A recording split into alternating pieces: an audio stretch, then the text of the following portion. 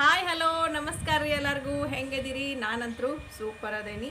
ಇವತ್ತಿನ ವಿಡಿಯೋದಾಗ ನಾನು ಬಸಳೆ ಸೊಪ್ಪಿನ ಸಾಂಬಾರು ಮಾಡೋದು ಹೆಂಗಂತ ತಿಳಿಸ್ಕೊಡ್ತೀನಿ.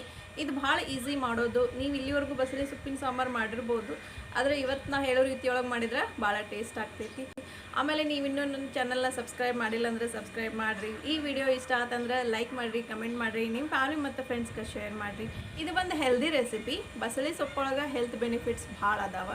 ಆಮೇಲೆ ಈ ರೀತಿ ಬಸಳೆ ಸೊಪ್ಪಿನ ಸಾಂಬಾರು ಮಾಡ್ಕೊಂಡು ತಿಂದ್ರೆ ಟೇಸ್ಟಿನೂ ಇರ್ತೈತಿ, ಆಮೇಲೆ ಹೆಲ್ದಿನೂ ಇರ್ತೈತಿ.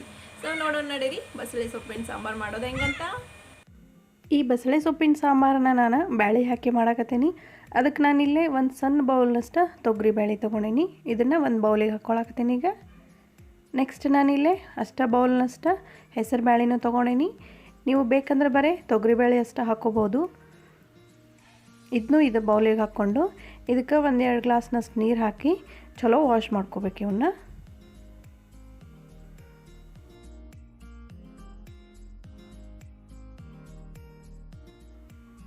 ಬ್ಯಾಳೆ ಎಲ್ಲ ವಾಶ್ ಆಗಿಂದ ನೆಕ್ಸ್ಟ್ ಇವನ್ನ ಕುಕ್ಕರ್ ಒಳಗೆ ಹಾಕ್ಕೊಳಕತ್ತೀನಿ. ಈಗ ನೆಕ್ಸ್ಟ್ ಇದಕ್ಕೆ 2 ಗ್ಲಾಸ್ನಷ್ಟು ನೀರು ಹಾಕ್ಕೋಬೇಕು.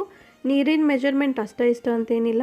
ಯೂಶ್ವಲಿ ಬ್ಯಾಳೆ ಕುದಿಯಾಕ ನೀವು ಎಷ್ಟು ನೀರು ಹಾಕೋತಿರಲ್ಲ ಅಷ್ಟು ಹಾಕ್ಕೋಬೇಕಾಗ್ತೈತಿ. ನೆಕ್ಸ್ಟ್ ಇಲ್ಲೇ ಒಂದು ಮೀಡಿಯಮ್ ಸೈಜ್ ಉಳ್ಳಾಗಡ್ಡಿನ ಈ ರೀತಿ ಸಣ್ಣಗೆ ಹೆಚ್ಕೊಂಡು ಈ ಬೇಳೆ ಒಳಗೆ ಹಾಕ್ಕೊಳಕತ್ತೀನಿ. ನೆಕ್ಸ್ಟ್ ಇದಕ್ಕೆ 1 ಸ್ಪೂನಷ್ಟು ಆಯಿಲ್ ಹಾಕ್ಕೋಬೇಕು. ಆಯಿಲ್ ಹಾಕ್ಕೊಳ್ಳೋದ್ರಿಂದ ಬೇಳೆ ಬೇಗ ಕುದಿತೈತಿ. ಆಮೇಲೆ ಕುಕ್ಕರ್ ಮುಚ್ಚಳ ಮುಚ್ಚಿ ಇದನ್ನ ಒಂದು ಅಟ್ಲೀಸ್ಟ್ 5ರಿಂದ 6 ಸೀಟಿ ಹೊಡಿಬೇಕಿದ್ದು ಕುಕ್ಕರ್. ಇಲ್ಲಿ ಗ್ಯಾಸ್ನ ನಾನು ಹೈ ಫ್ಲೇಮ್ ಇಟ್ಟೀನಿ. ಕುಕ್ಕರ್ ಒಂದು 5-6 ಸೀಟಿ ಆಗಿಂದ ಗ್ಯಾಸನ್ನು ಲೋ ಫ್ಲೇಮ್ ಮಾಡಿ ಒಂದು 5 ನಿಮಿಷ ಬಿಟ್ಟರೆ ಬೇಳೆ ಭಾಳ ಚಲೋ ಕುದಿತೈತಿ. ಇಲ್ಲೇ ಫ್ರೆಶ್ ಇರುವಂಥ ಬಸಳೆ ಸೊಪ್ಪು ತೊಗೊಂಡೆ ನಾನು.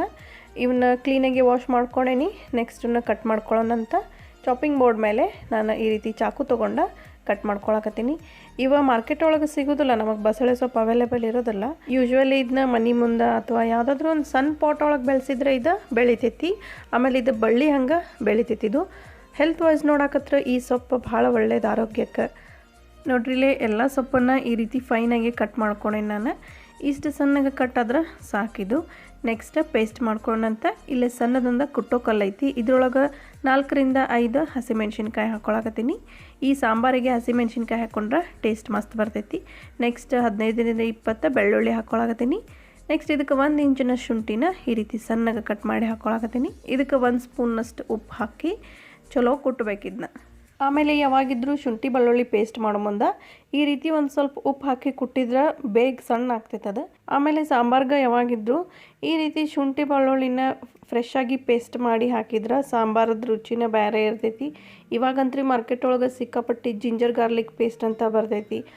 ಅದು ಅಷ್ಟೊಂದು ಟೇಸ್ಟ್ ಕೊಡ್ತೈತಿ ಅಂತ ನನಗೆ ಅನಿಸೋದಿಲ್ಲ. ಸೊ ನೋಡ್ರಿಲ್ಲೇ ಅಲ್ಲ ಬೆಳ್ಳುಳ್ಳಿ ಮತ್ತು ಹಸಿಮೆಣ್ಸಿನ್ಕಾಯಿ ಸಣ್ಣಗೆ ಪೇಸ್ಟ್ ಆಗೈತಿ ಅಂತ ಅನ್ಸಾಗತೈತಿ. ಇಷ್ಟು ಸಣ್ಣಗೆ ಪೇಸ್ಟ್ ಆದರೆ ಸಾಕಿದು. ನೆಕ್ಸ್ಟ್ ಇದು ಒಗ್ಗರಣೆ ಹಾಕ್ಕೊಳ್ಳೋಣಂತ. ಇಲ್ಲೇ ಒಂದು ಪ್ಯಾನ್ನಾಗ ನಾನು 2 ಸ್ಪೂನ್ನಷ್ಟು ಎಣ್ಣೆ ಹಾಕ್ಕೊಳಕತ್ತೀನಿ. ಆಯಿಲ್ ಜಾಸ್ತಿ ಹಾಕೋಬೇಡ್ರಿ. ಇದಕ್ಕೆ ಒಂದು ಅರ್ಧ ಸ್ಪೂನ್ನಷ್ಟು ಸಾಸಿವೆ ಹಾಕಾಕತ್ತೀನಿ. ಆಮೇಲೆ ಅರ್ಧ ಸ್ಪೂನ್ನಷ್ಟು ಜೀರಿಗೆ.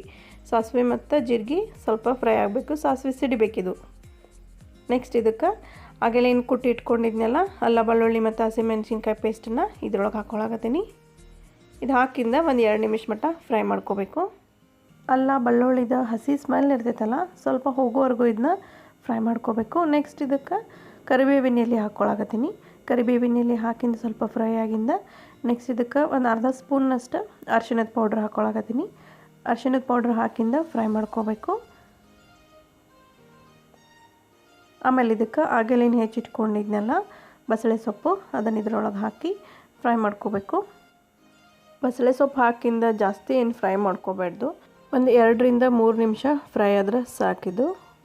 ಇದು ಸ್ವಲ್ಪ ಸಾಫ್ಟ್ ಆಗಬೇಕು ಸೊಪ್ಪು, ಅಲ್ಲಿವರೆಗೂ ಇದನ್ನ ಫ್ರೈ ಮಾಡ್ಕೋಬೇಕಾಗ್ತೈತಿ. ಸೊ ನೋಡ್ರಿಲ್ಲೇ ಇದೊಂದು ಸ್ವಲ್ಪ ಸಾಫ್ಟ್ ಆಗೈತಿ ಅನ್ಸಾಗತೈತಿ. ಇಷ್ಟು ಫ್ರೈ ಆದ್ರೆ ಸಾಕಿದು. ನೆಕ್ಸ್ಟ್ ಇದಕ್ಕೆ ಬೇಳೆ ಹಾಕ್ಕೊಳ್ಳೋಣಂತ. ಕುಕ್ಕರ್ ನೋಡೋಣ ಆರೈತಿ ಇಲ್ಲ, ಕುಕ್ಕರ್ ಆರೈತಿ. ಬೇಳೆನೂ ಚಲೋ ಕುದ್ದೈತಿದು. ನೋಡ್ರಿ ಈ ರೀತಿ ಸ್ಪೂನ್ಲೆ ಇಲ್ಲೇ ಸ್ವಲ್ಪ ನಾನು ಮ್ಯಾಶ್ ಮಾಡ್ಕೊಳಕತ್ತೀನಿ. ಇಲ್ಲ ಅಂದ್ರೆ ನಿಮ್ಮ ಹತ್ರ ಕಟ್ಗಿದ ಕಡ್ಗೋಲ್ ಇತ್ತಂದ್ರೆ ಅದರಲ್ಲೇನು ಕಡಿತಾರೆ ಇದನ್ನು. ಈ ಬೇಳೆನ ಆಗೆಲೇನು ಸೊಪ್ಪು ಫ್ರೈ ಮಾಡಿ ಇಟ್ಕೊಂಡಿದ್ನಲ್ಲ ಅದ್ರೊಳಗೆ ಹಾಕ್ಕೊಳಕತ್ತೀನಿ. ಬೇಳೆ ಹಾಕಿಂದ ಚಲೋ ಮಿಕ್ಸ್ ಮಾಡ್ಕೋಬೇಕು ಇದನ್ನು. ಇದು ಸ್ವಲ್ಪ ಗಟ್ಟಿ ಆಗೈತಿ ಅಂತ ನನಗೆ ಅನ್ಸಾಗತೈತಿ. ಅದಕ್ಕೆ ನಾನು ಇದಕ್ಕೆ ಒಂದು 2 ಗ್ಲಾಸ್ನಷ್ಟು ನೀರು ಹಾಕ್ಕೋತೀನಿ. ನೀರು ನಿಮ್ಗೆ ಥಿಕ್ನೆಸ್ ಎಷ್ಟು ಬೇಕು ನೋಡಷ್ಟು ಅಡ್ಜಸ್ಟ್ ಮಾಡ್ಕೋಬೋದು. ನೆಕ್ಸ್ಟ್ ಇದಕ್ಕೆ 1 ಸ್ಪೂನ್ನಷ್ಟು ಸಾಂಬಾರು ಮಸಾಲ ಹಾಕ್ಕೊಳಕತ್ತೀನಿ. ಸಾಂಬಾರು ಪೌಡ್ರ್ ಹಾಕಿಂದ ಚಲೋ ಮಿಕ್ಸ್ ಮಾಡ್ಕೋಬೇಕು. ನೆಕ್ಸ್ಟ್ ಇದಕ್ಕೆ ನಾನು 1 ಸ್ಪೂನ್ನಷ್ಟು ಉಪ್ಪು ಹಾಕ್ಕೊಳಕತ್ತೀನಿ. ಉಪ್ಪನ್ನು ನೋಡಿ ಹಾಕೋರಿ, ಯಾಕಂದ್ರೆ ಶುಂಠಿ ಮತ್ತು ಬೆಳ್ಳುಳ್ಳಿ ಪೇಸ್ಟ್ ಮಾಡೋ ಮುಂದೂ ಉಪ್ಪು ಹಾಕ್ಕೊಂಡಿರ್ತೈತಲ್ಲ, ಅದಕ್ಕೆ ಟೇಸ್ಟ್ ಪ್ರಕಾರ ಉಪ್ಪು ಹಾಕ್ಕೋಬೋದು.